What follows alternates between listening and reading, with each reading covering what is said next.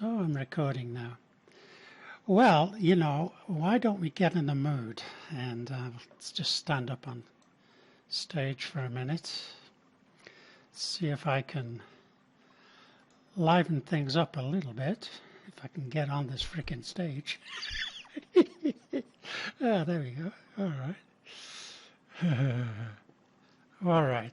How about a little song to cheer us up? Where are we going? If we need cheering up. So here we go. Here's a theme for this show today, folks. When you're smiling, the whole world smiles with you. When you're laughing, the sun comes shining through. But when you're crying, you bring on the rain. Stop your sighing, be happy again, keep on smiling. 'Cause when you're smiling, the whole world smiles with you. Tiptoe to the window, by the window, that is where I'll be. Come tiptoe through the tulips with me. Tiptoe from your pillow to the shadow of a willow tree. Come tiptoe through the tulips with me. All together, knee deep. In showers we'll stray, we'll keep the showers away. And if I kiss you in the garden by the moonlight, will you pardon me? Come tiptoe through these tulips with me. Say it's only a paper moon sailing over a cardboard sea, but it wouldn't be make-believe if you believed in me. Yes, it's only a canvas sky hanging over a muslin tree, but it wouldn't be make-believe if you believed in me. Without your love, it's a honky-tonk parade. Without your love, it's a melody played in a penny arcade. It's a Barnum and Bailey world, just as phony as it can be. But it wouldn't be make-believe if you believed in me. Yeah! Okay, big finish. All right, so who would like to go first? Come on, I got you warmed up. Oh. The worst thing is total silence. Great song, Rocky. You could. Thank you. No, I remember to click the speaking. It's an artifact of Second Life, unfortunately. All you hear is the crickets. But I guess it prepares you for the big time, or maybe that's the last thing you hear in your career. Well, someone coming up, someone who's got something ready to go. Come on. A bit later on, Laura and I, if she's up for it, we do have a double act. We do a George Burns and Gracie Allen bit, but we can maybe save that for a bit later. Or maybe not, I'm not sure. Well, is there anyone who's ready to go on? Okay. I can't hear over all the noise, guys. Yeah, don't all try and come up all at once. Well, yeah. Well, I don't want. Since we're doing something, I mean, I'll come up and do a little bit of Rita Redner, but if there's somebody else, I guess just to try to warm or make people feel more comfortable. Okay. But somebody has to promise. Who's going to come after me? I'm not going up unless somebody's coming I'll go after you. Hey, Well, okay. excellent. All right, it's a I'll go deal. after That's the I'll spirit. go after that. Oh, I'll go after that. Do I have to do 5 minutes of Rita? I don't know if I have enough. I'll just do all of hers. I'm so sorry. I don't think I have 5 minutes. it doesn't matter, I don't think. Unless I talk Not at the slowly. moment. The main thing is to Okay. get this show on the road. All right. Now, Rocky, where Yeah. are you? Because I cannot see you. I don't want Oh, to okay. sit on. Well, I'm just going to avoid you then. Okay. All right. Don't worry. I'll probably pick the one you're at. No, no, no. As Uh, long as I can see you, it's good. okay. All right. So, let me just see if I can get into Rita's. Might take Yeah, me a and bit. One quick Let me- just And, we'll all be using this character for everyone that's here live, so we can trade in and out. It'll look like it's just my guy, but it'll be different voices, just so everybody knows. Could you say that again? I didn't hear you. Sure. Just to say, this character that I have in here is going to represent everyone that's at the live space, the in-person space. So Oh, we'll I take see. turn. We'll be taking turns, but it'll look like the same guy. Okay. It'll sound. I think I don't understand what you're saying, but I'll go with it. Yeah. Well, meaning if you imagine. Don't panic. There's one avatar. There's one computer here for the 6 or 8 people that are in the space. So we'll through that okay. one, so you're All right. aware. Hi, everybody. Hi, I'm Laura. Rita Redner, and I'm going to tell you a few of my little quips here. You know, I love being married. It's so great to find that one special person you want to annoy for the rest of your life. Okay, so the word aerobics came about when the gym instructors got together and said, if we're going to charge $10 an hour, we can't call it jumping up and down. Thank you. I don't know who's funnier, me or her, because I'm pretty straightforward here. Yeah, you All at the right. moment. Marvette just asked if you could start from the top because she just put the cameras rolling. Oh, okay. Maybe it'll be better the second time. And people here are laughing. It's just hard sometimes to hear it, so you'll have to just Okay. imagine a laugh track in your mind. And Oh, I will. Thank you so much. You're kind, everyone. I love being married. It's so great to find that one special person you want to annoy for the rest of your life.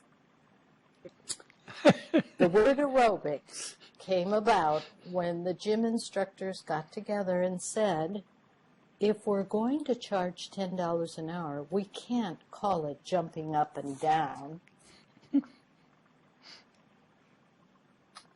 You know, Halloween was so confusing. All my life, my parents said, never take candy from strangers. And then they dressed me up and said, go beg for it. I don't know what to do. I knock on people's doors and go trick or treat. No, thank you. My mother is such a lousy cook that Thanksgiving at her house is a time of sorrow. If you're dating a man you think might be Mr. Right, if A, got older, B, got a new job, or C, visited a psychiatrist, you are in for a nasty surprise. The cocoon to butterfly theory only works on cocoons and not butterflies. Ah, Oh, I think I meant to said that wrong. It works on cocoons and butterflies.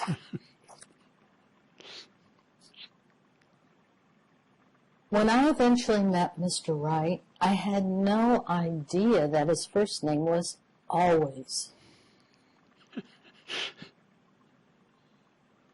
I read recipes. Thank you very much. Thank you.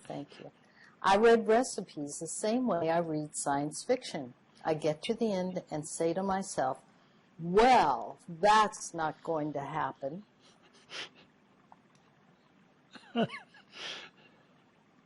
My grandmother was a very tough woman. How tough was she? Well, she buried 3 husbands, and 2 of them were just napping.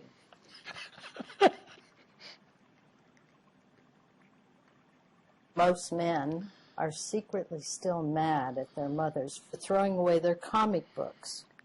They'd be valuable now.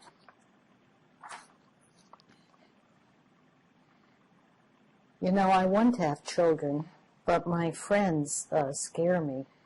One of my friends told me she was in labor for 36 hours. I don't even want to do anything that feels good for 36 hours.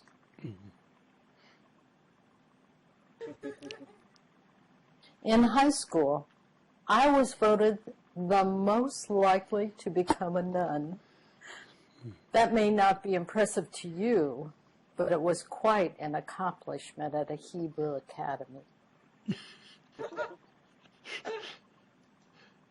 Ba-dum-bum. Going out to eat is expensive. I was out at one restaurant, and they didn't have prices on the menu. Just faces with different expressions of horror.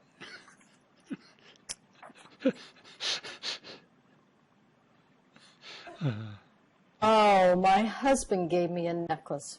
It was fake. I requested fake. Maybe I'm paranoid. But in this day and age, I don't want something around my neck that's worth more than my head.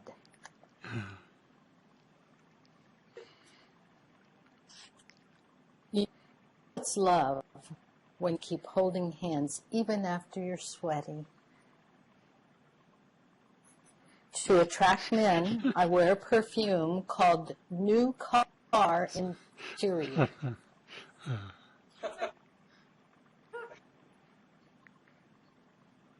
If your husband has difficulty getting to sleep, the words, "We need to talk about a relationship," may help. Delayed action. Yeah. Have I reached my 5 minutes yet? If it feels all right. good. If it feels good. Okay, well, just pull the plug when I reach it. I haven't been keeping I track, actually.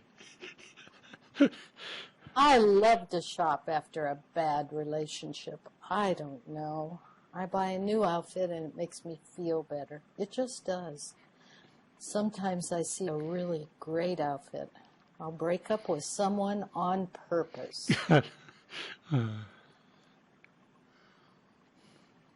We've begun to long for the pitter-patter of little feet, so we bought a dog. Well, it's cheaper and you get more feet.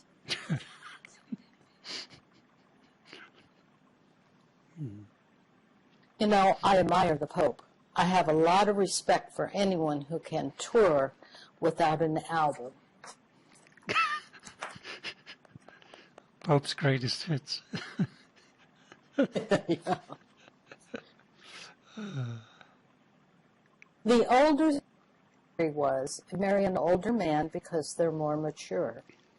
But the new theory is, I'll give that to you again. The older theory was marry an older man because they're more mature. But the new theory is men don't mature. Marry a younger one. My parents always told me I could do anything, but never told me how long it would take.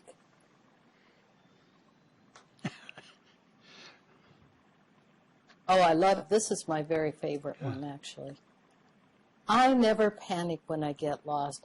I just change where it is I want to go. Ooh, deep. I love that one. Thank you. I think that one's really the best. And here's another one. And I'm getting to I think I've got one more after this one. You lucky people.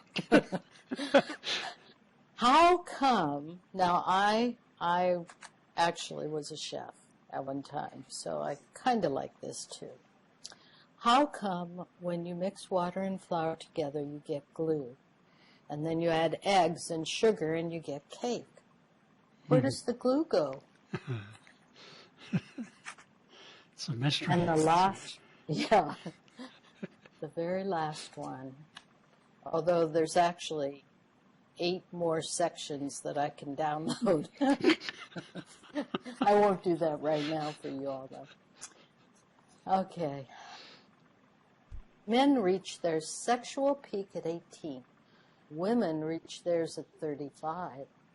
Do you get the feeling that God is playing a practical joke? She is, definitely. And that completes my Rita Rudner. Awesome. Oh, wow. Let's give Laura a big hand. So, especially for being the first. Okay, so Rita, the thanks you. so the ice is broken, and who was going next? Was it Garrett? I don't remember. Al, go ahead. Sure. All right. Delayed reaction. So are we using the mics or going up on the stage or It's yeah, we are. Oh, okay. probably a good idea. Okay. Let me get on it then.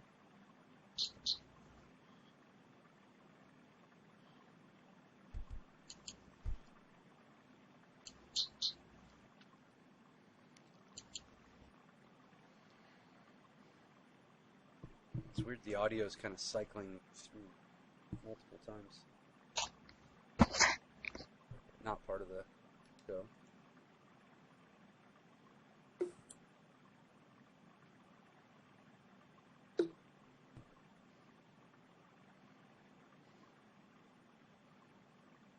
Look, it's a big crowd. All right, hey everybody. Let me my jokes out here.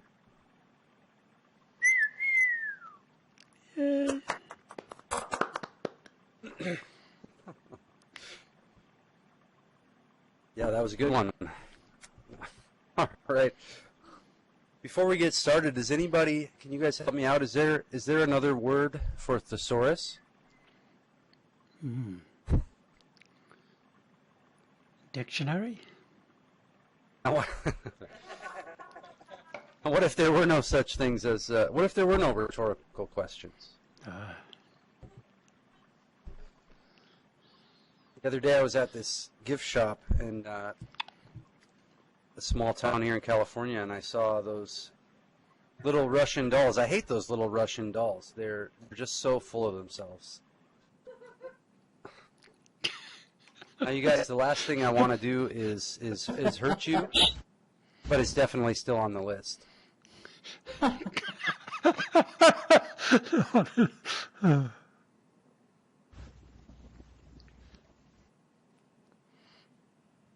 Now, my mother never really saw the irony in calling me a son of a bitch.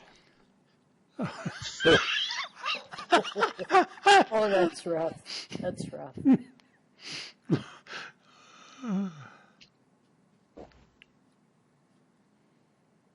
You ever catch yourself laughing when you saw somebody fall off a bicycle or slip a little bit? I think that's because some people are like slinkies. They're not really good for anything, but you can't help but smiling when you see one tumble down the stairs.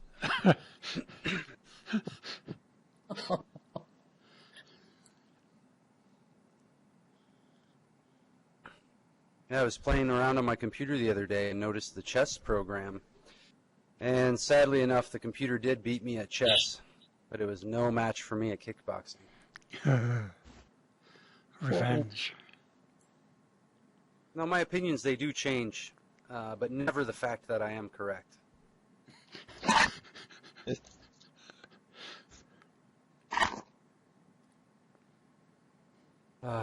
Nostalgia just really isn't what it used to be.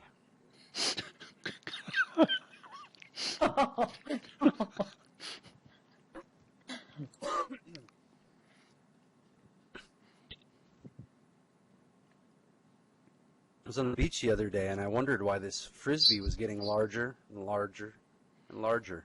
And then it hit me.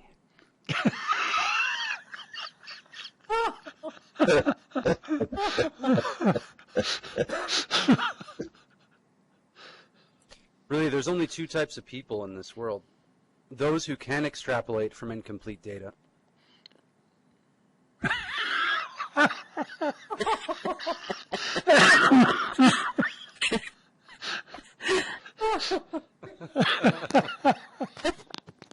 I got some new shoes.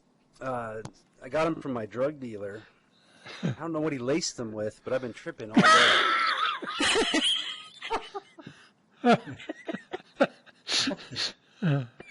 Before I started getting shoes from the dealer, I used to be addicted to soap. Thankfully, I'm clean now.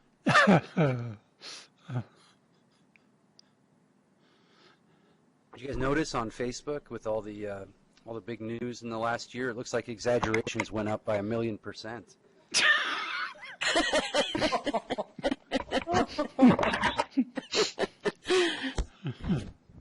I was hanging out with my North Korean friend lately. I asked him how it was there. He said he can't complain. No.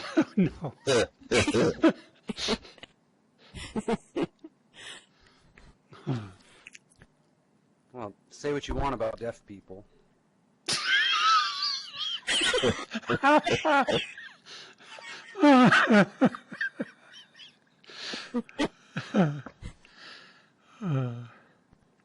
guys seen those whiteboards? They're totally remarkable.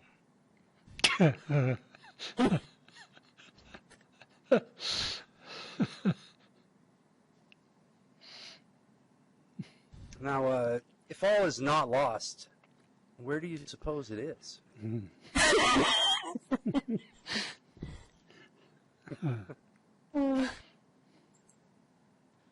You know, I'm like anybody else. I really do like birthdays, but I think too many of them can kill you.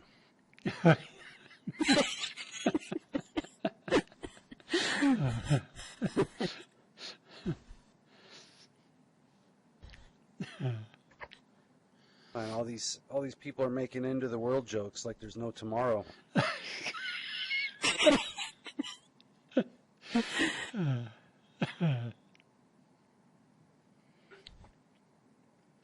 know what?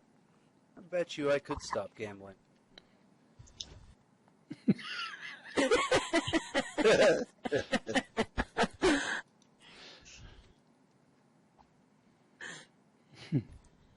Well, I started out with nothing, and I still have most of it.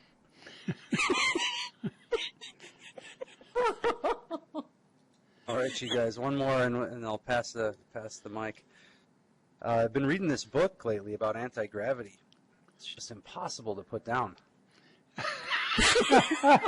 Oh, bravo. Bravo, bravo. All right, thanks, you guys. Thanks. Bravo. Yay. Yay.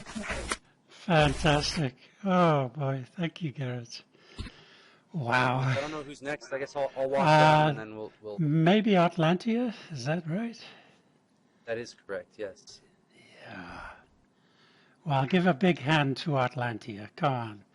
Let's give her a big Second Life round of applause. And don't be blue, Atlantia.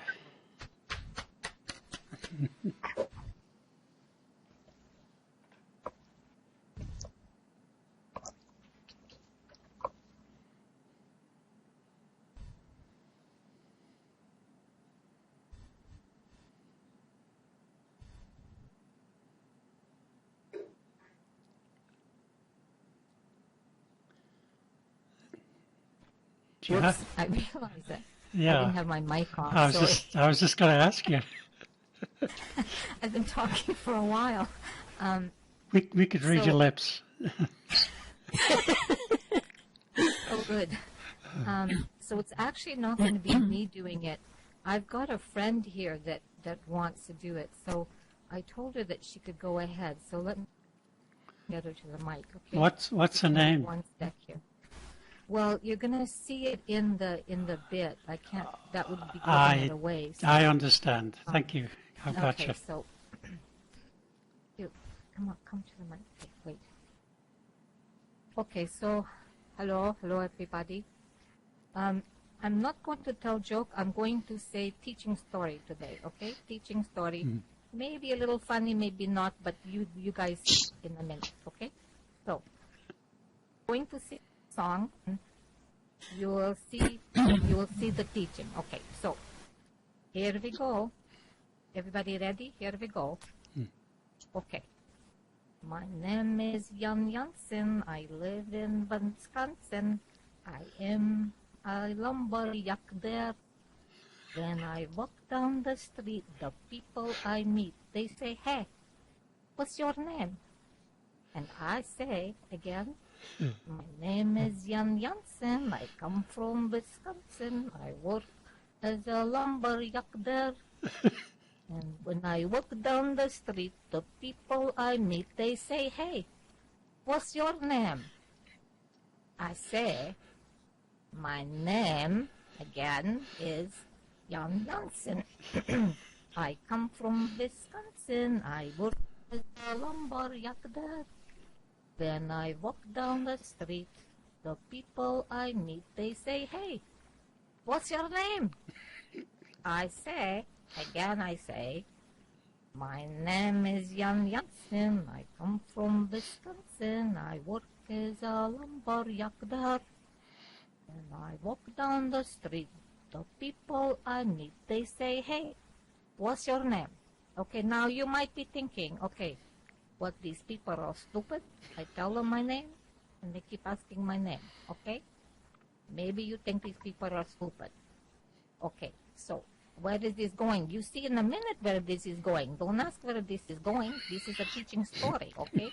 So you might think maybe in this town, maybe all the people are stupid because they can't remember my name.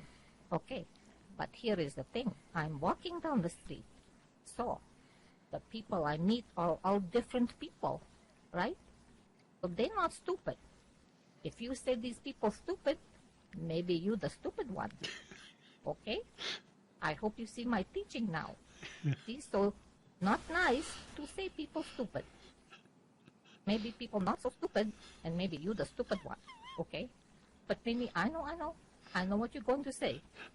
You're going to say, but there are stupid people. Yes, this is true. There are stupid people. Some people a little bit stupid, some a lot stupid. Like we know somebody very stupid. Like recently in politics, we know that guy is stupid, right? But still, not nice to say he's stupid, okay? Nice. Like everybody know he's stupid, so you don't really need to say stupid, okay? So this is the moral of the story. Not nice, say somebody stupid, even when they are stupid. Okay, I hope you see the moral of my story, okay? The end. Goodbye. Oh, very nice. Very nice.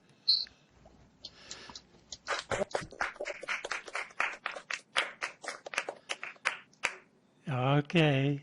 Thank you, Atlanta. Oh, that was charming and sweet, as well as funny. Thanks. So here comes Grocky, the silver-tongued devil. Here he is.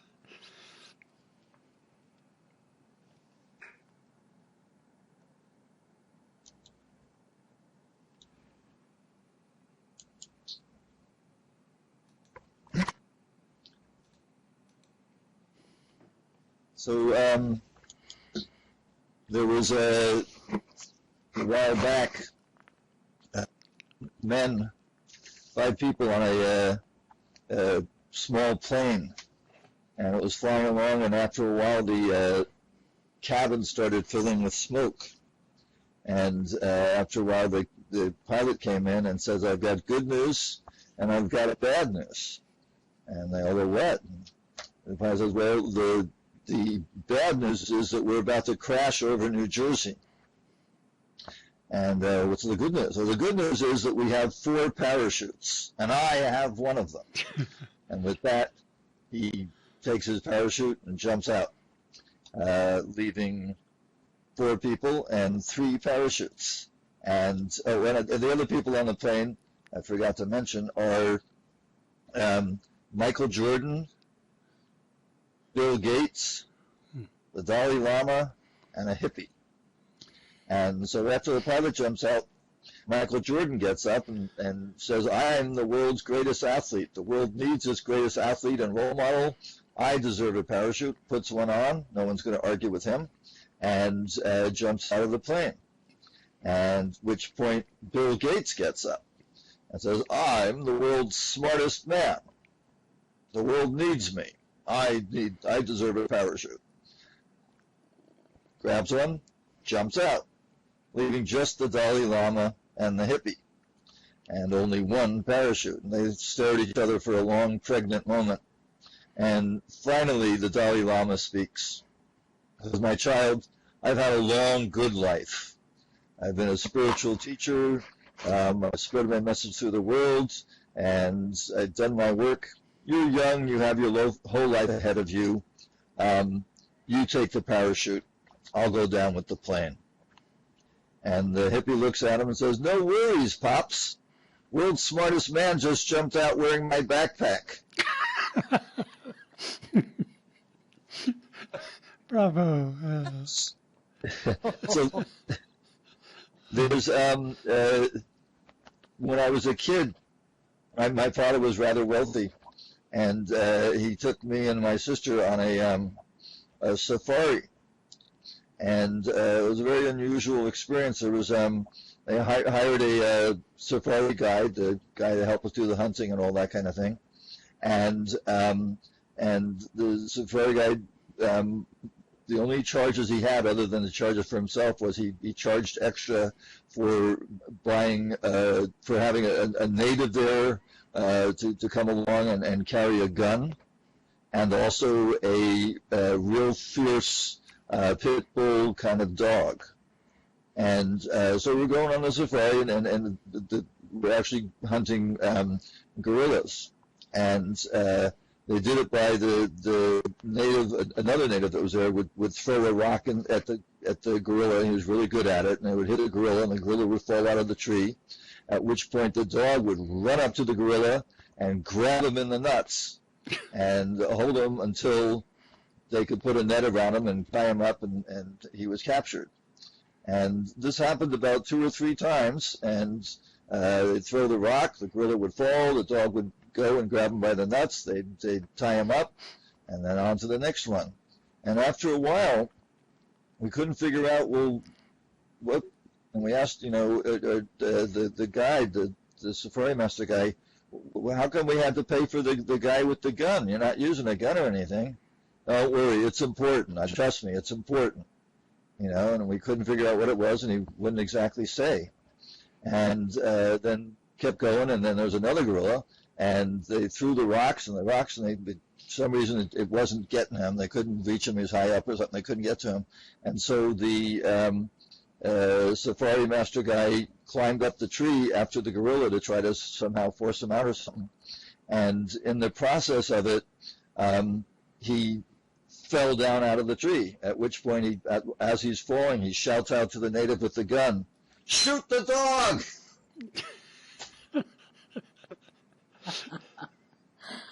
Oh dear.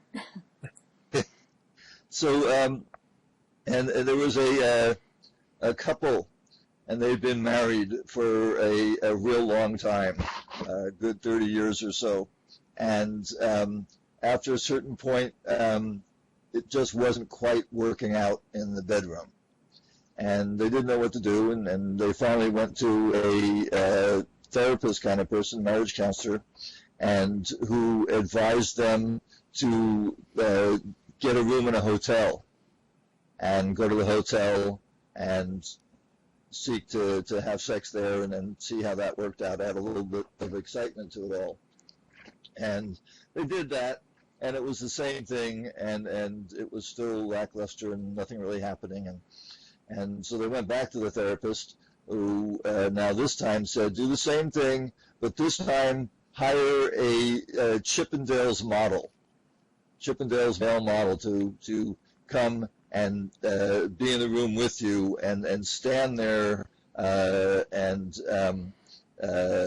hold a stick, sort of a riding crop, like with a little flail at the end of it kind of thing, and to wave that around while you two were having sex.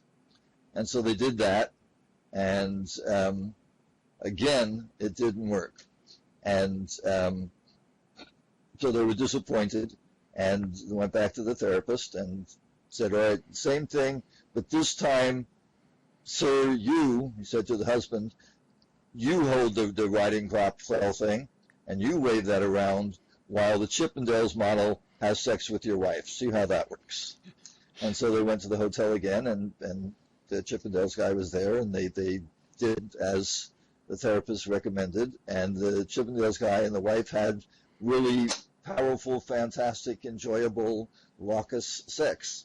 And at the end of it, they're, sitting there and smoking a cigarette and catching their breath, and the husband says to the Chippendales model, "That's how you operate a riding crop, schmuck."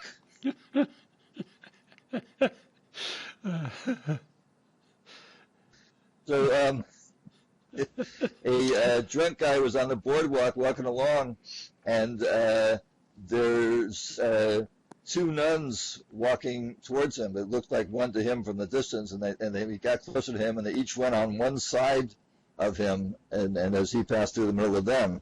And when they passed by, he goes, "How'd she do that?"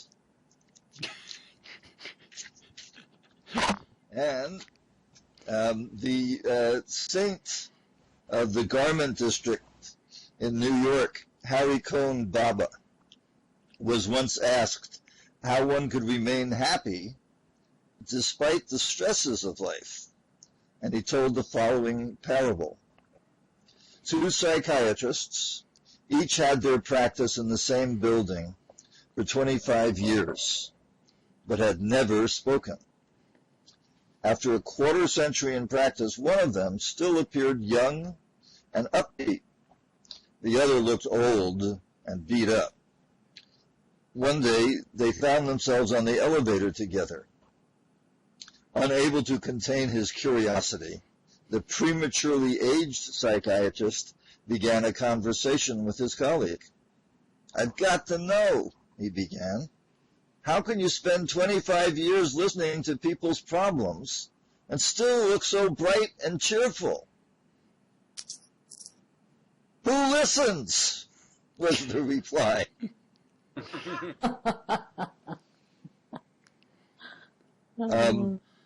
A commercial for Velveeta tells us, "Accept no substitutes." This means someone is making imitation Velveeta? The movie producer Sam Goldwyn once told his employees, "I don't want any yes men around me. I want people to tell me the truth, even if it costs them their jobs." Oh, dear. Psychic Fair canceled due to unforeseen circumstances. Yeah. And if you want to chew on a particularly bitter irony, try this one: Holy War.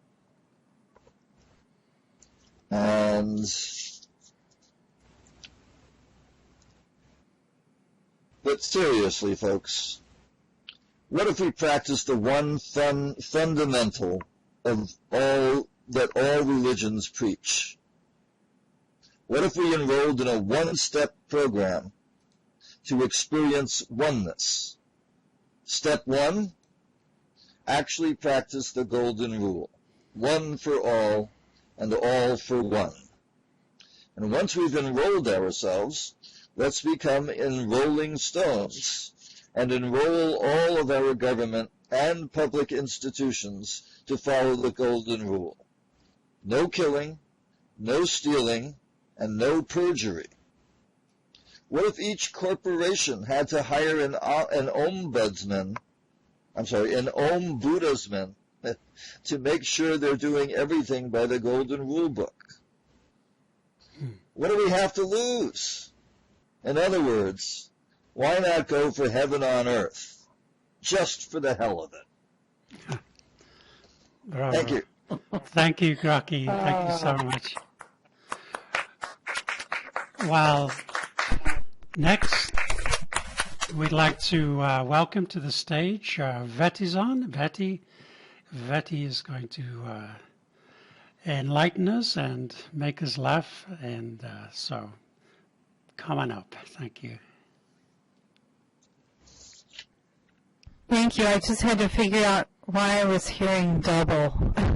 I know I'm aging, but I have some jokes. Oh, wait a minute. I didn't make it on the stool, which is what I was trying to do.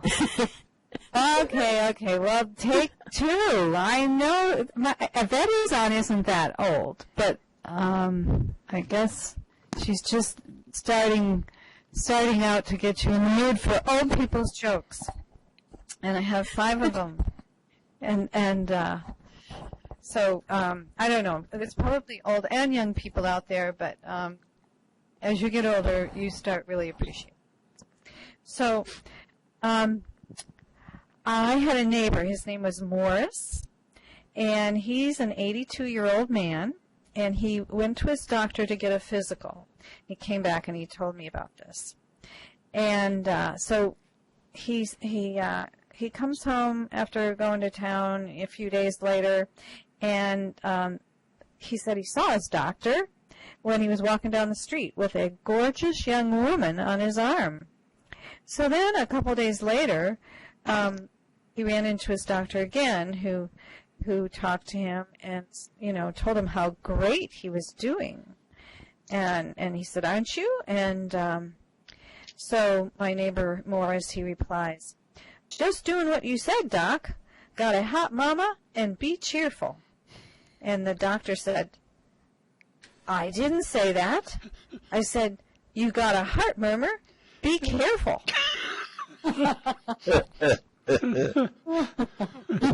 Okay, well, along that line, there was an elderly gentleman, and he had a serious hearing problem for a number of years. And he went to the doctor, and the doctor was able to have him fitted for a set of hearing aids that allowed him to hear 100%. Technology today, it's really improving. But you got to watch out for this, because this guy, he was pretty clever. He went back home, and then he had to have a recall appointment at his doctor's. So when he went back, the doctor checked him all out again, and he said, "Your hearing is perfect. Your family must be really pleased that you can hear again." And this old guy, he says, "Oh, I haven't told my family yet. I just sit around and listen to the conversations. I've changed my will 3 times. So you never know." And let's see. So on the other side, I had some neighbors. They were 3 sisters. And the whole neighborhood used to watch out for these old gals. They were pretty cute. And they'd go outside and they'd garden. And the youngest one was 92, and then her older sister was 94, and the eldest was 96. And they all lived together, and they lived in our neighborhood for a long time.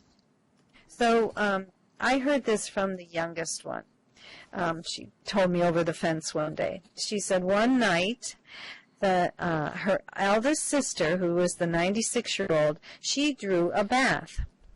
And she put her foot in, and she paused. And she yells to the other sisters, "Was I getting in or out of the bath?"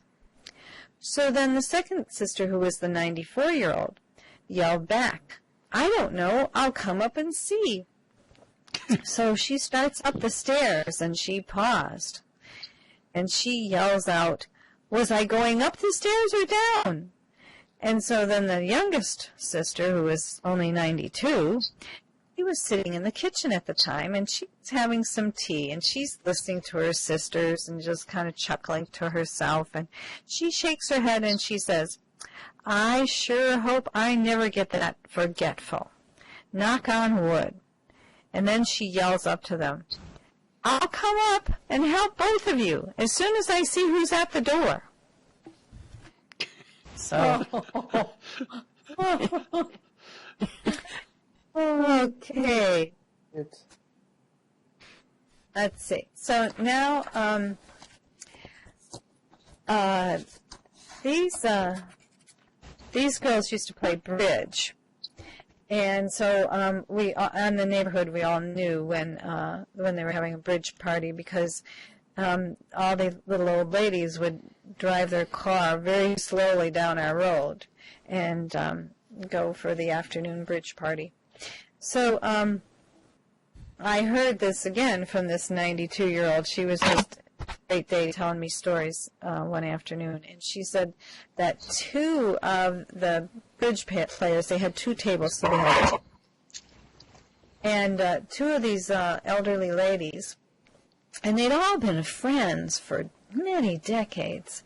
So, you know, they'd been playing bridge forever, and they just, when they had their husbands, they'd go out on adventures together and shared vacations and everything. But, you know, now they were down to just playing bridge once a week, and that was a big outing. And so, you know, they were all in their 90s, at least mid-90s. So one day they were playing cards, and she said that at the other table she overheard this, that one lady looked over at the other and said, now don't get mad at me. I know we've been friends for a long time, but I just can't think of your name. And so then she saw the other lady, and she's, you know, and, you know, she was just, you know, looking at, oh, goodness, I feel so bad for this lady. I know she was confessing that she's thought about it, and she just can't remember it, and she really wants her friend to please tell her name because she feels so bad. So she didn't know how this was going to go because, you know, it's kind of a touchy thing, the memory. After in the 90s, you kind of get touchy about it. You don't really like to be reminded about it. And so she saw this other woman glare at her friend for at least 3 minutes. And she just stared at her and glared at her, and she just felt really bad. But then she finally heard her say, how soon do you need to know?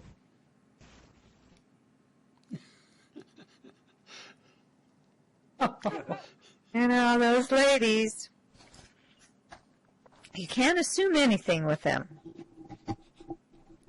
Okay. So this is my favorite one. I saved my favorite one to last. And so, I don't know, you might not know that I am a grandmother. And so I don't get to see my 4-year-old granddaughter very often, but we went on a special trip together. And so we were walking down the beach, and I was holding my 4-year-old's hand, and it was really a perfect day, and there were a lot of people there, and, you know, with people you get trash.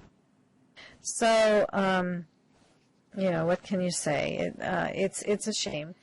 But that's what happens. So as we were walking down the beach, my little 4-year-old granddaughter, she picked up something off the ground and she started to put it in her mouth. And I took it away from her. I asked her not to do that again. And she looks up at me and she says, why, Grandma?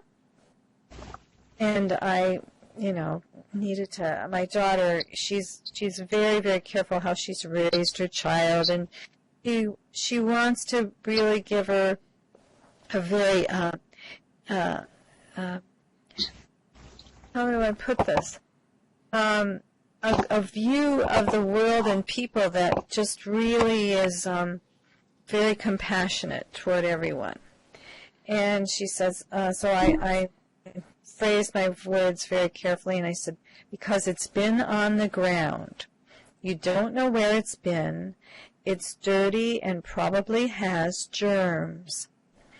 So at this point, my granddaughter looked up at me with total admiration, and I really kind of felt good. And she says, Grandma, how do you know all this stuff? You are so smart. Well, I was thinking quickly. So I said, well, all grandmas know this stuff. It's on the grandma test.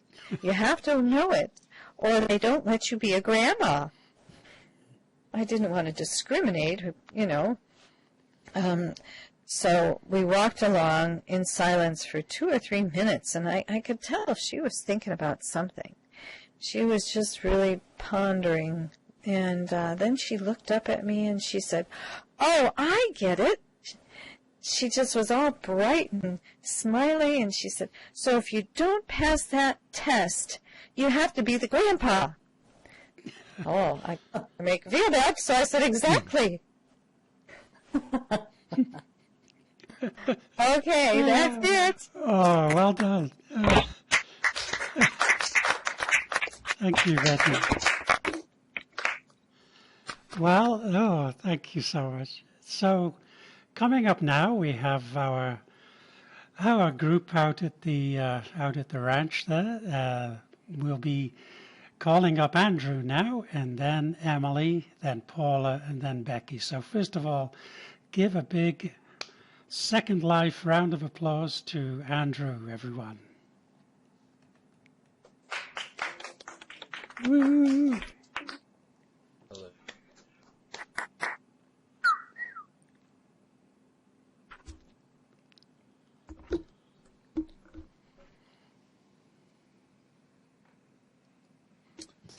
Okay. I once sang in front of the King of Sweden. At least I think I did. He said, if you're a singer, then I am the King of Sweden.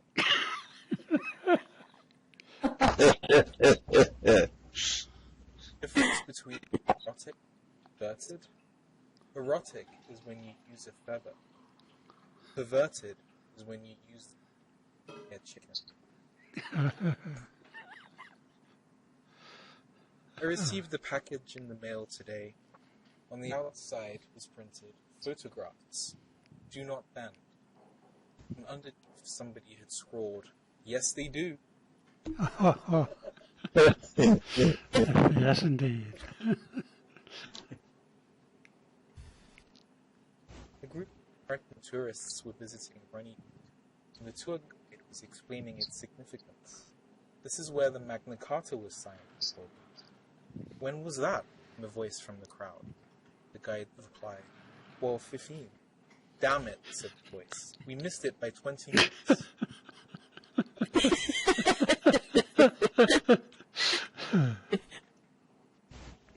When I lived in London, I used to enjoy playing loud music, claxon, and my neighbor, this would drive him crazy. He would pound on the wall. And to mess with him, I would yell back through the wall, go around. I cannot open the wall. Maybe on your side there is a handle, but here it's just wall.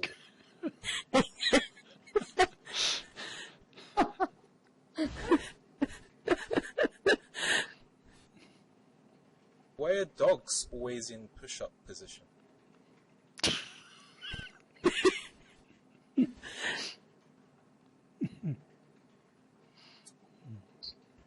I think it's really weird when I'm in line at a restaurant and the maitre d' calls out somebody's name, but they're not there. She'll say, Henderson, party of 2. Nobody responds. And then she moves down the list and says, Jones, party of 5. But what happened to the Hendersons? They're missing. You can eat at a time like this. Jones, search party of 5. Okay. Bravo. Well done. Oh.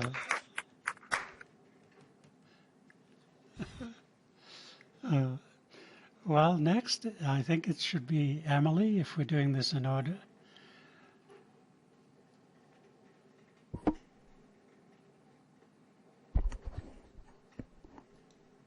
Okay. Hi, everyone.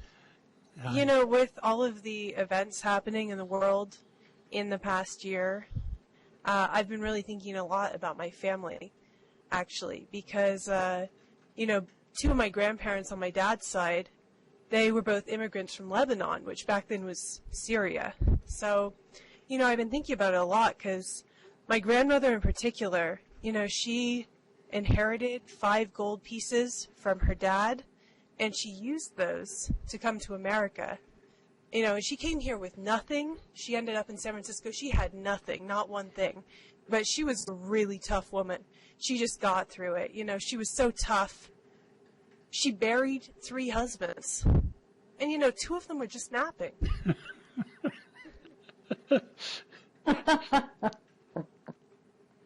And, you know, I mean, but she really, even though she was tough, she did really love my grandfather. And, you know, she actually named her firstborn son after him. And that was why everyone called him Dad. Yeah, so, you know, it was tough though. Actually, she miscarried a few times, and then, she did actually call her firstborn son, who was my uncle. His first name was Philip, but his middle name was Shahadi, which means, it's the Arabic word for gift. And, you know, they did speak Arabic. That was the main thing that they spoke in the home, both of my grandparents, with all 3 of their kids. And it made it tough for their kids. You know, it did, because they'd go to school, people would hear them speaking, and they'd get into fights, you know. People would try to fight them, beat them up. So, you know, one day, my dad, he's sick of this. He comes home, his mom starts speaking Arabic to him, and he says, Mom, stop. This is America. Speak Spanish.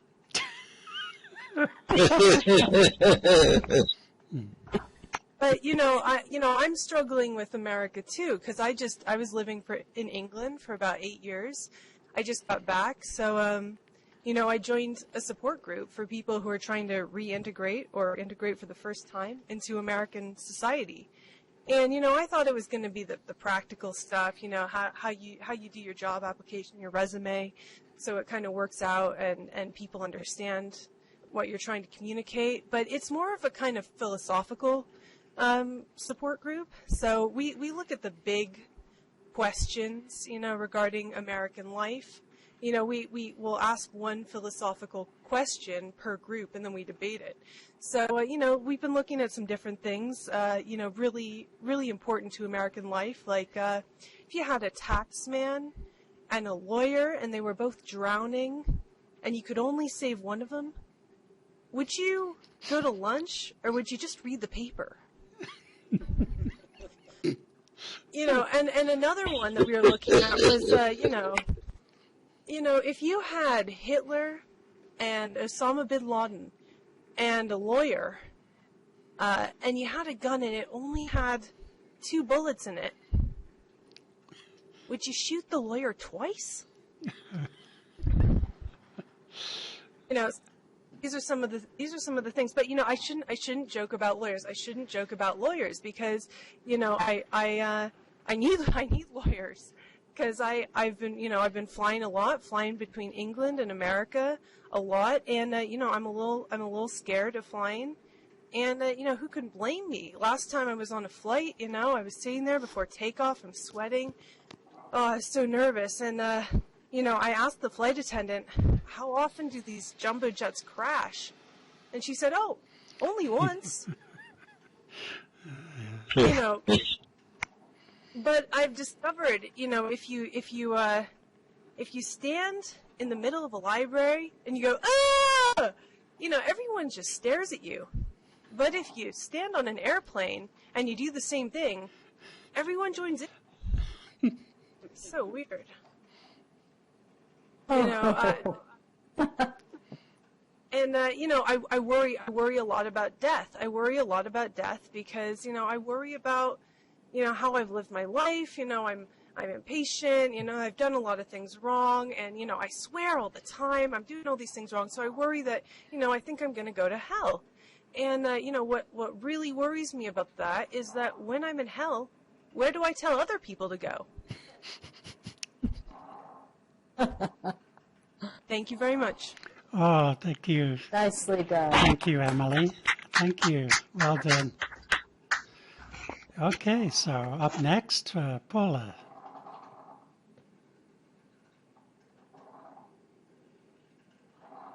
Hello, everybody. Is there any Spanish speaker around here? Un poco. No. Well, I prepared some Spanish jokes, so I guess you will just have to imagine and just pretend that you're understanding. So. Yes, I'm telling them in Spanish. Sure, yeah, when you don't hear any sound is the moment. So, bebés, los bebés desde que nacen saben cosas y desarrollan personalidades desde muy temprano. En una clínica había una vez 3 niños, 3 bebés recién nacidos, y el uno se mira y dice, oh, soy una niña. Luego el siguiente se mira y dice, soy un niño. Y luego el tercero dice, yo no sé qué soy. Y dice, me miro los zapatos y son amarillos. Tiempo, time to smile. Yay. Woo-hoo.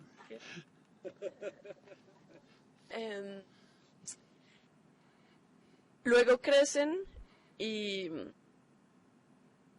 empiezan a cuestionar sobre la vida, empiezan a cuestionarse sobre cosas, sobre la vida adulta, siempre es muy confusa.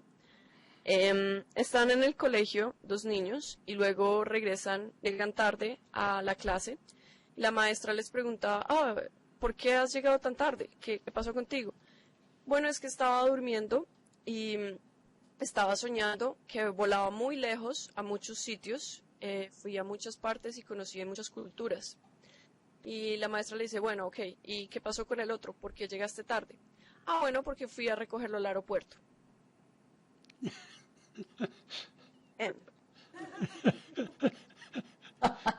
Yay. Y algunas veces las personas hablan de los locos y los niños siempre tienen la razón. Curiosamente, trabajé en una clínica mental por un tiempo y un día estaban todos los locos en el restaurante y llega uno y dice, tengo una puerta de escape, hay una puerta de escape ahora.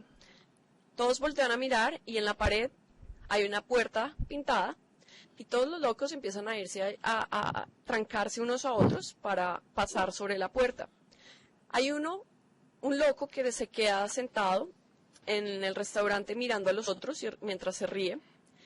Y yo le pregunté, viendo toda esta situación de los otros tratando de quitarse de lado al uno al otro para poder atravesar la puerta, y ese personaje mirándolos y riéndose, le preguntó, ¿qué pasa? ¿Qué te parece tan chistoso? Y él, bueno, pues que todos están muy locos, pues porque yo soy el único que tiene la llave, nadie más.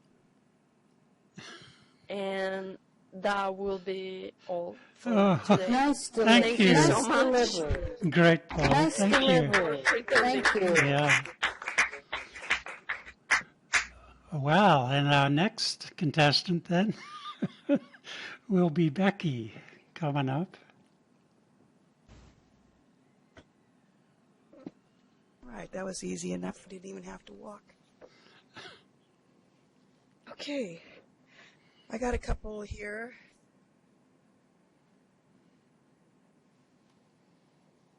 The actor was beyond despair. He hadn't worked in 2 years. His creditors were hounding him day and night. He decided to end it all. So walking down to a downtown bridge, he was about to leap off when he heard a voice. "Don't do that, handsome." He looked and saw a witch emerging from the mist. She was as ugly as sin. Her nose was long, crooked, and covered with warts. Her hair was matted. Her dark clothes were filthy. The witch went on. "At this very moment, your agent is closing a deal for the biggest role in your life." Shazam! "On the way to your house by messenger is the script right now. It is the best script this town has ever read." Shazam! The actor said, "Is this really true?" The witch said, "Not yet, but it could be if you did one thing." "What's that?" "You must take me to a motel and spend the night making love to me." The actor hesitated. He looked at the witch's misshapen, discolored teeth and the sores on her lip. Mulling over the choice, he decided that fame was better than a funeral. The actor and the witch went to a nearby motel where they spent the night in one embrace after another. In the morning, the actor showered and started to get dressed. From the bed, the witch purred, "How old are you, handsome?" The actor said, 34. The witch said, "Aren't you a little too old to believe in witches?"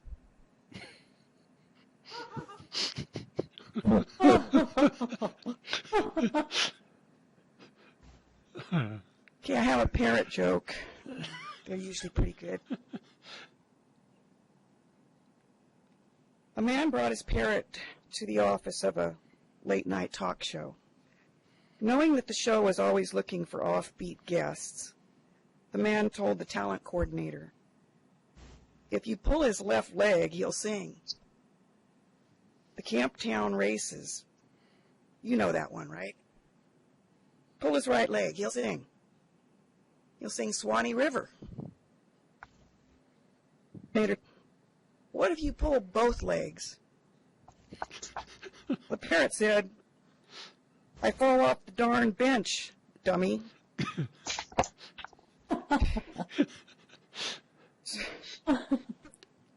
This one's on parking. It's always funny, parking. An old woman is having one heck of a time with a parking place. That'd be me, by the way. A good Samaritan stops and starts to tell her which way to turn.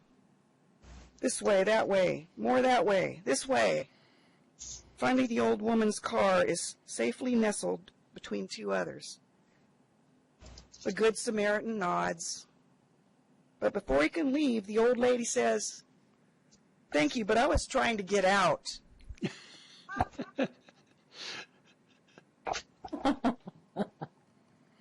Here's a few, I think there are a few, yeah. Drunks' insults.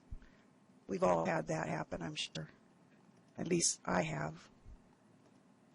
But then again, I don't drink. That's probably why it happens. If it wasn't for the olives in his martinis, he'd starve to death.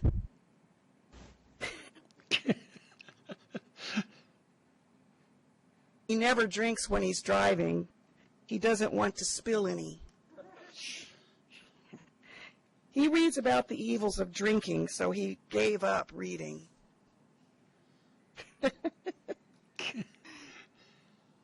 A drunk was hanging onto a lamppost for dear life when an old lady walked by and said, "Why don't you take a bus home?" The drunk said, "My wife would never let me keep it."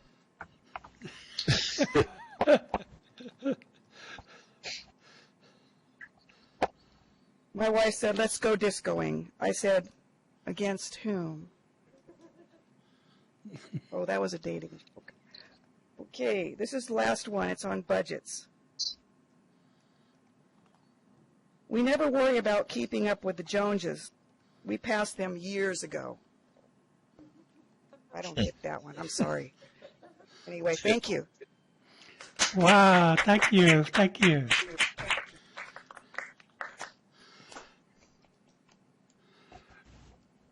Well, to give the remaining folks a chance to think a little bit, Laura and I would like to do our double act for now, just for a few minutes. This will be our George Burns and Gracie Allen sketch.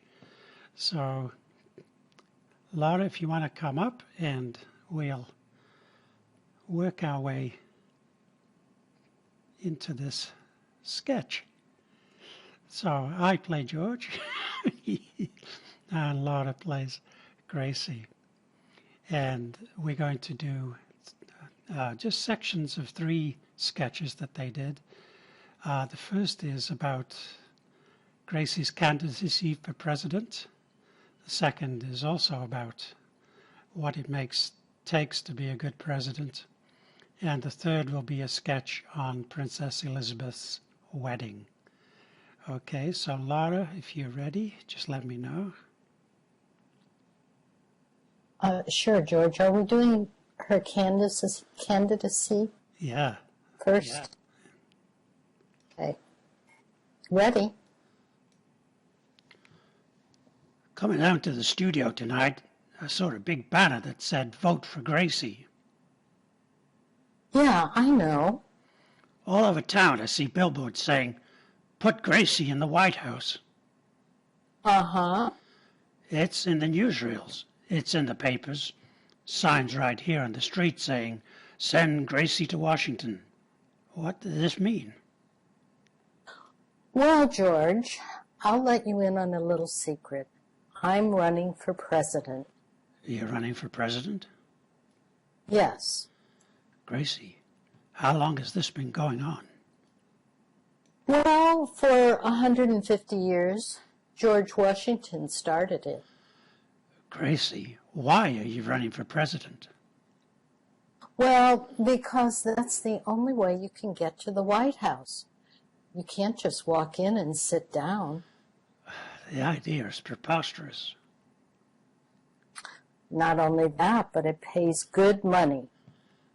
Look, you don't stand a chance. Gracie, presidents are born. Well, what do you think? I was hatched?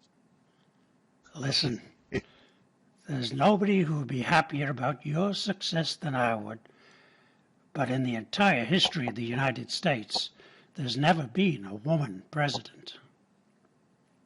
Yeah, isn't it exciting? And I'd be the first one. So that's the end of our first sketch. Oops, I don't know what happened there.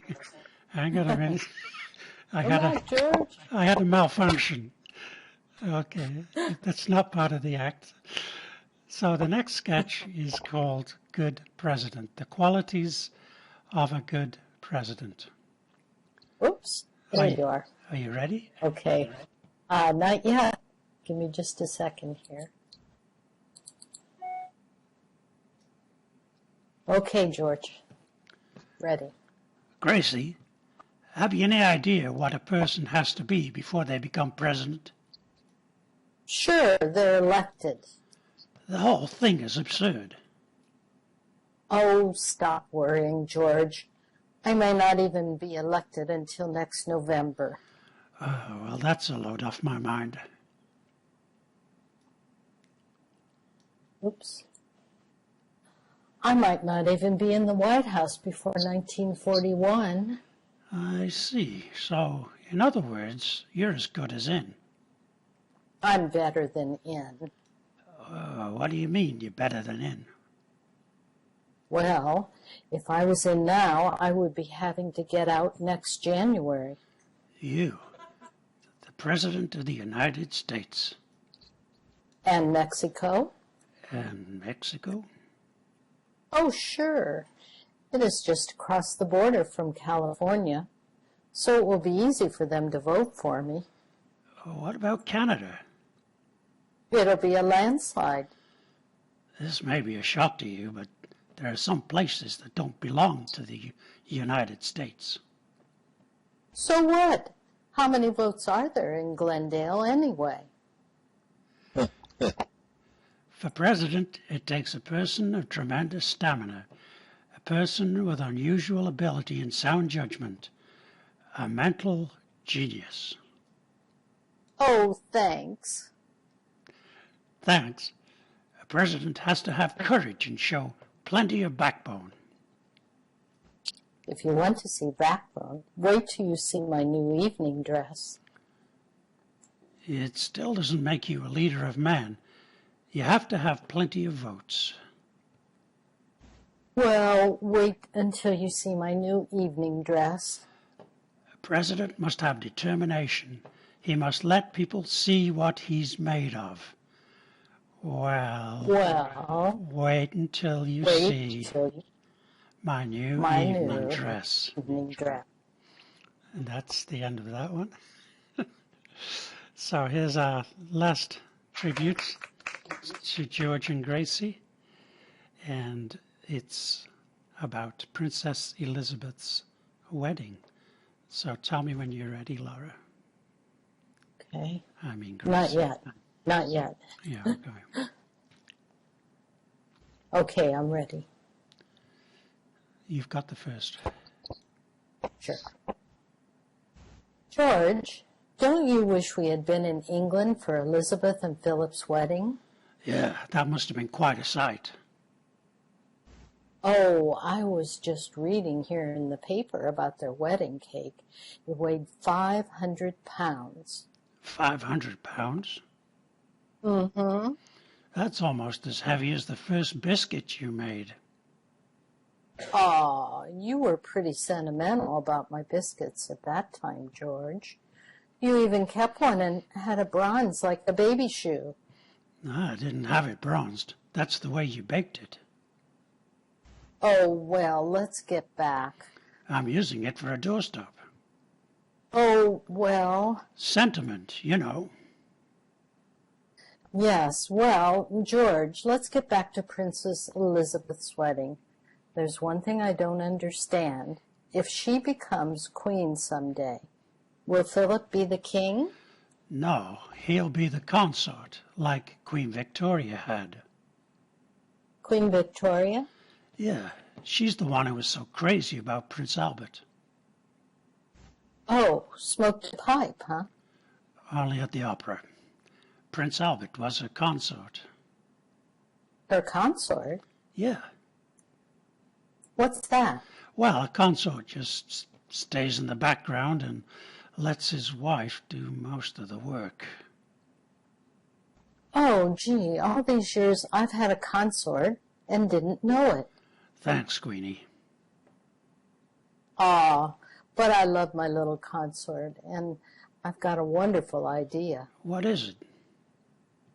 Well, they're going to rebroadcast the royal wedding tonight, so let's cuddle up in front of the fireplace and listen to it.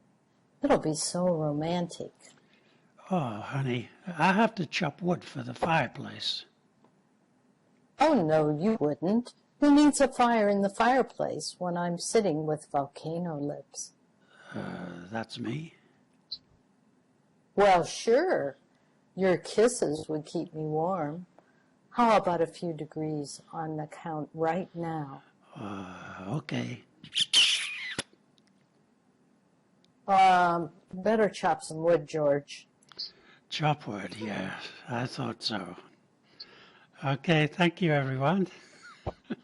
That's the end of our little bit there.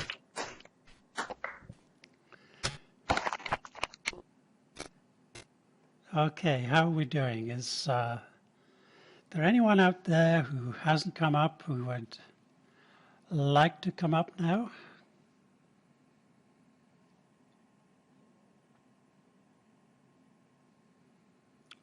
Well, looks like, you know what? I could end with, yeah, I could end with a sketch and a song.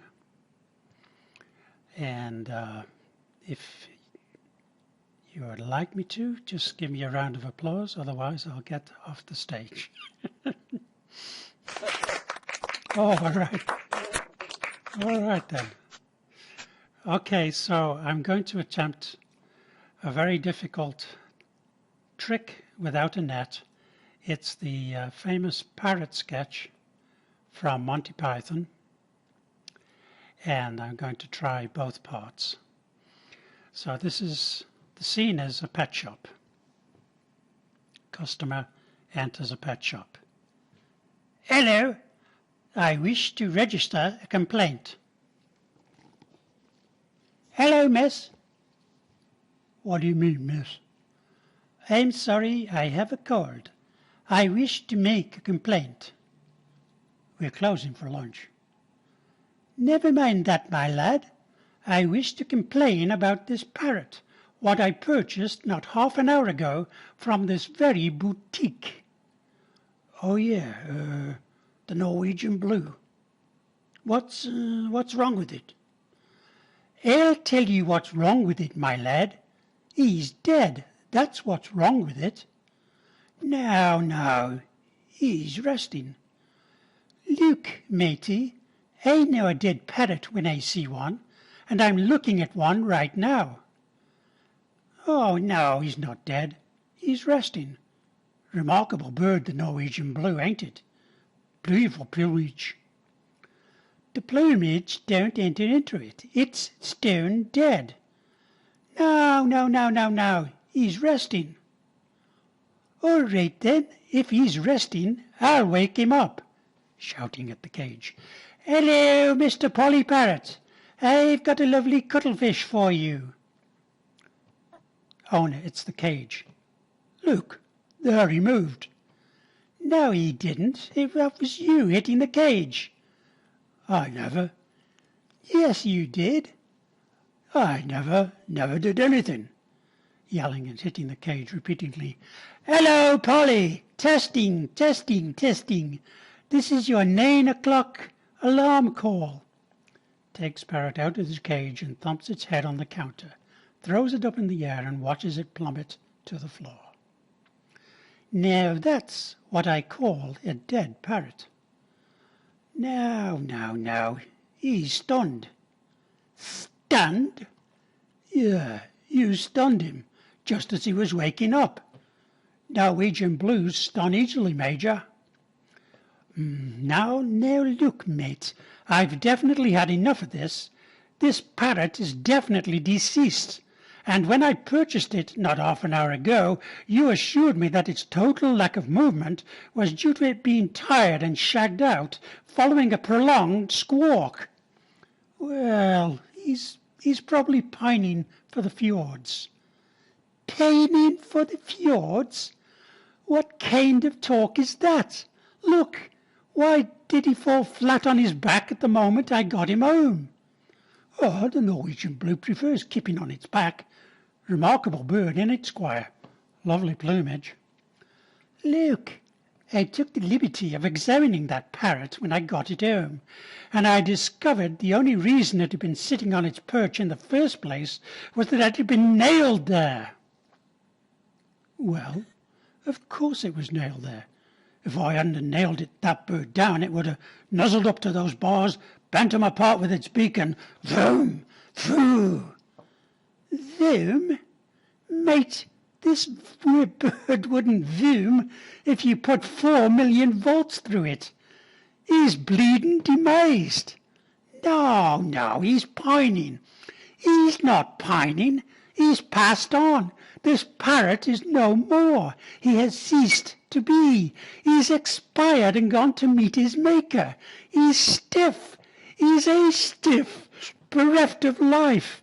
He rests in peace. If you hadn't nailed him to the perch, he'd be pushing up the daisies. His metabolic processes are now history. He's off the twig. He's kicked the bucket. He's shuffled off his mortal coil, run down the curtain, and joined the bleeding choir invisible. This is an ex-parrot. Oh, well, I better replace it then. Takes a quick peek behind the counter. Sorry, Squire. I've had a look around the back of the shop and we're right out of parrots. I see. I get the picture. I got a slug. Pray, does it talk? No, not really. Well, it's hardly a bloody replacement, is it? And that's the end of the famous parrot sketch. Thank you, everyone.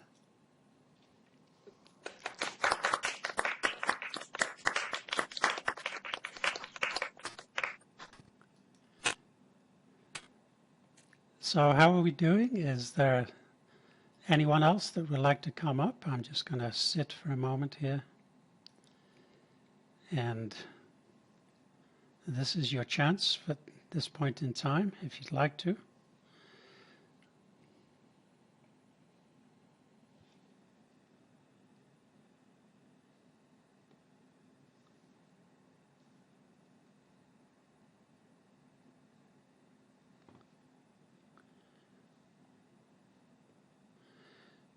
Okay, well, I think that's all we have for the moment.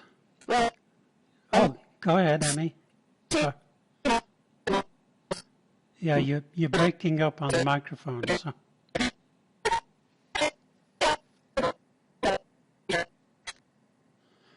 Emmy, you broke up on the microphone. If you could type into the chat, that might help us communicate.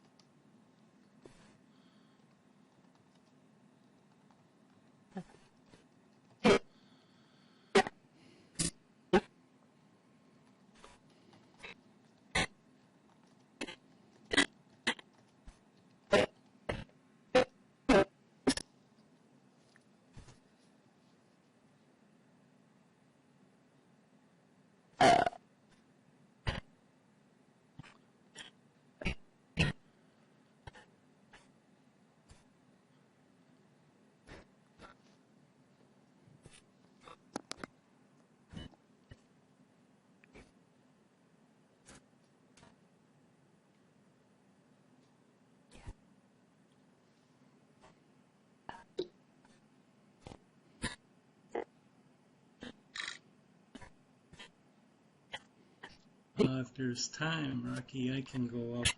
I'll give it a shot at 5 minutes. I'm not sure if I can make it that far. Yeah, please. Come on, Cam.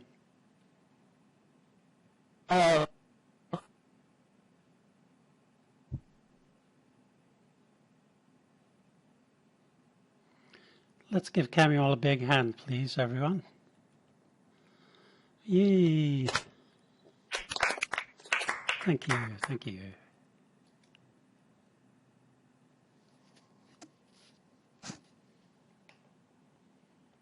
Well, I should start out by probably saying where I'm at, and that's that today is the tomorrow you worried about yesterday, but not enough. Do a few on accidents. Mr. Brown, an attorney, and Dr. Jones crashed into one another on a dark, slick street. Both were shaken up, so Mr. Brown took a small bottle of whiskey out of the glove compartment and gave it to Dr. Jones for a drink. Thanking him, Dr. Jones said, why don't you have a belt too? Don't worry, I will, the attorney said, right after the highway patrol shows up and writes up a report. Speaking of attorneys and accidents, what's the difference between a dead skunk and a dead lawyer in the middle of the road? The skid marks in front of the skunk. Was two drug addicts shared an 8th floor apartment until one sad morning. That day, one of the addicts was found in an alley between his building and the next one over. It was obvious that he had fallen to his death. The police questioned the survivor, who said, "We had a little grass," when all of a sudden he said he was going to Mexico. He opened the window and took off. The skeptical policeman said, "And why didn't you try to stop him?" "Man, I thought he could make it."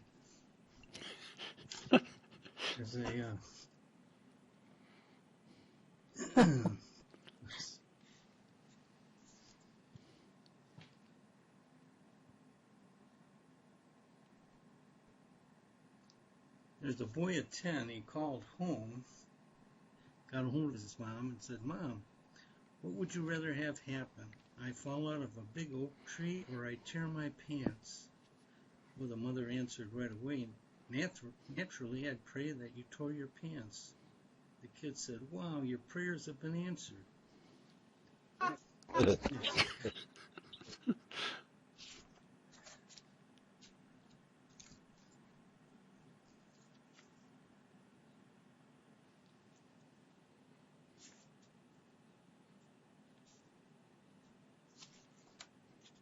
And just a couple of what I thought sounded like PLS jokes. Better get interested in your future.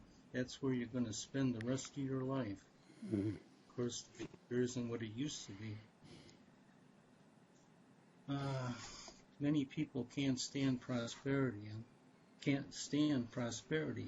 Most don't have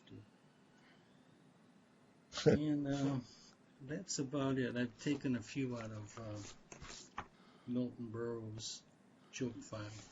So thank you. And Oh, well done, Cameron. Thank you. Those were good. Thank you. Yeah. Thank you.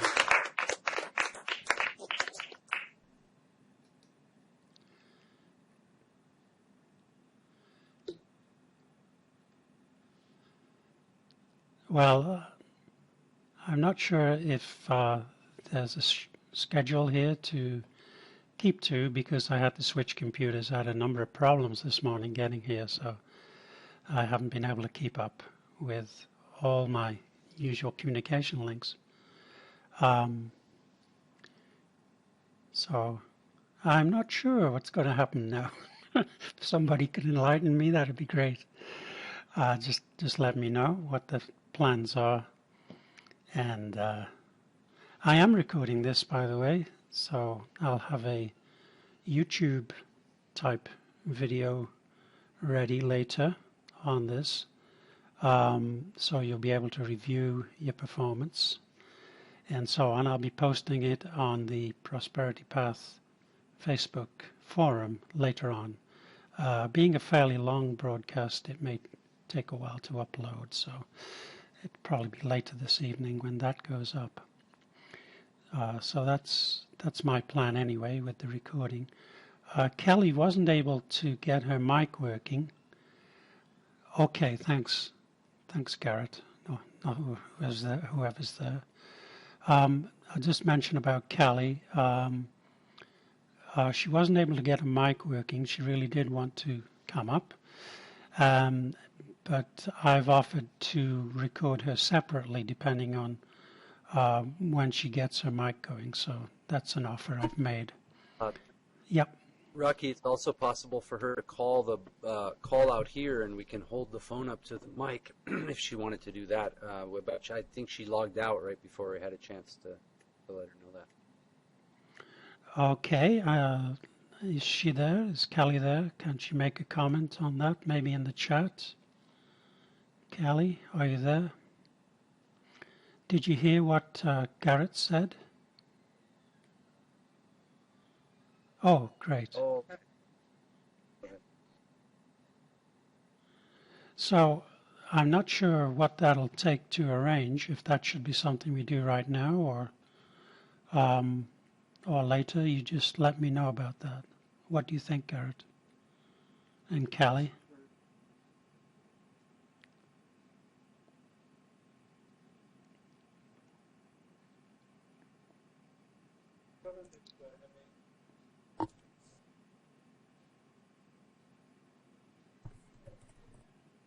Okay.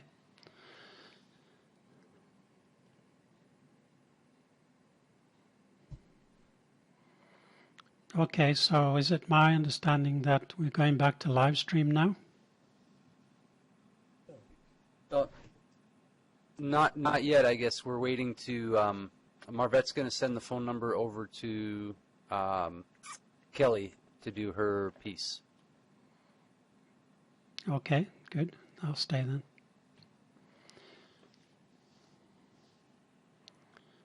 I wish I had a few more bits I could do. Have your song? You mentioned a short song you were going to do. Yeah, well, yeah, I can do whatever music I've got in While front we of wait? me. So this won't take too long, though. But it's basically a repeat of how we opened. But why not, eh? So Or just make one up on the spot. I wish I could. Yeah, Well, you can. I mean, it's whether or not it makes sense, right? yeah, I know.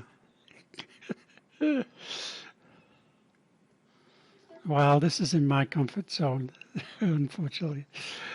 So here we go. And join in. I'm sure you probably know these songs. When you're smiling,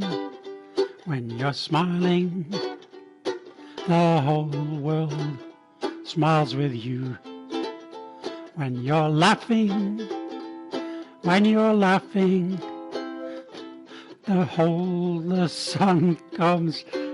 See, I can't even do it when I'm reading. The sun comes shining through. But when you're crying, you bring on the rain. Stop your sighing. Be happy again. Keep on smiling. 'Cause when you're smiling, the whole world smiles with you. Tiptoe to the window, by the window, that is where I'll be. Come and tiptoe through the tulips with me. Tiptoe from your pillow to the shadow of a willow tree. Come tiptoe through the tulips with me. Needy, in flowers we'll stray, we'll keep the showers away. And if I kiss you in the garden, in the moonlight, will you pardon me? Come tiptoe through the tulips with me. Say it's only a paper moon sailing over a cardboard sea, but it wouldn't be make-believe if you believed in me. Yes, it's only a canvas sky hanging over a muslin tree, but it wouldn't be make-believe if you believed in me. Without your love, it's a honky-tonk parade. Without your love, it's a melody played in a penny arcade. It's a Barnum and Bailey world, just as phony as it can be. But it wouldn't be make-believe if you believed if you believed in me. Yeah. Thank you very much.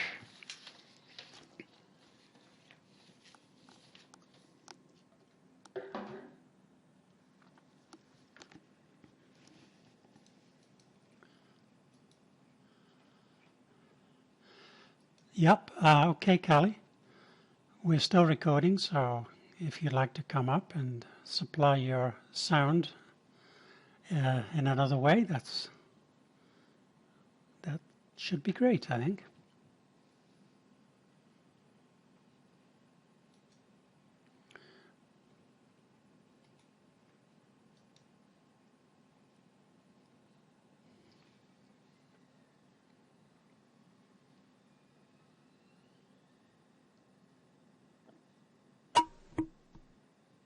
Okay, so try it now.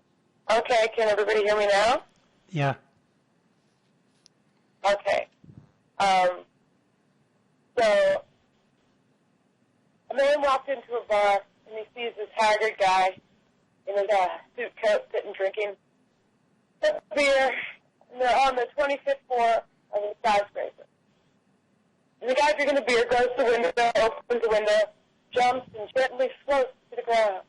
Man, how'd that guy do that? He takes the elevator back up, guy sits down, drinks that beer, does it again, and just gently floats to the ground. Finally, the guy at the bar has to say to him, how are you doing that? He goes, oh, it's this real special beer I got. I love it. You just drink it in the bubbles. It does something with the carbonation, and isn't technology great? You got to try it. So I'll take one of those beers. The guy drinks the beer, runs to the window, jumps, and blasts. And the bartender looks. Man at the bar and goes, you know, Superman, you're really an asshole when you drink.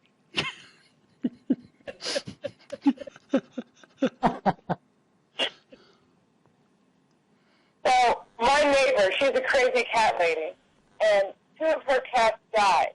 And she brought them over to the taxidermist in a sack and just dumps them on the counter and says, I want you to take care of my babies. These are my precious babies. And the taxidermist goes, oh, do you want them mounted? No, just have them shake hands. They were only friends.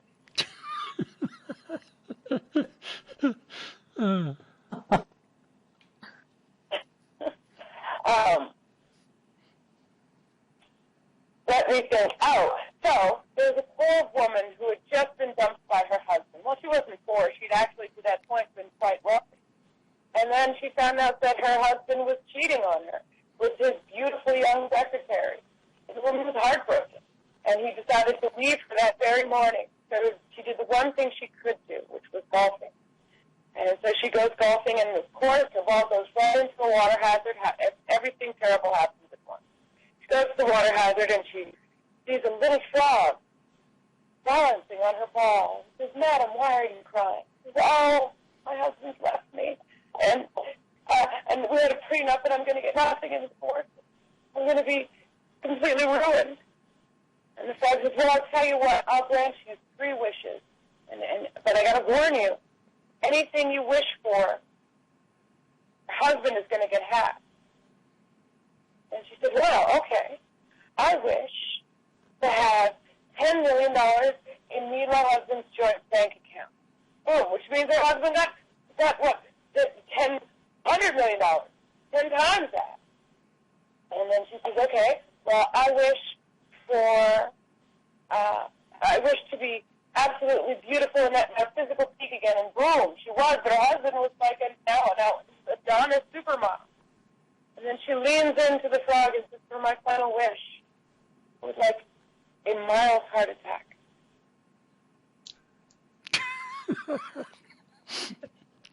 And I think those are all the jokes I have right now, guys. Okay. Thank you so much.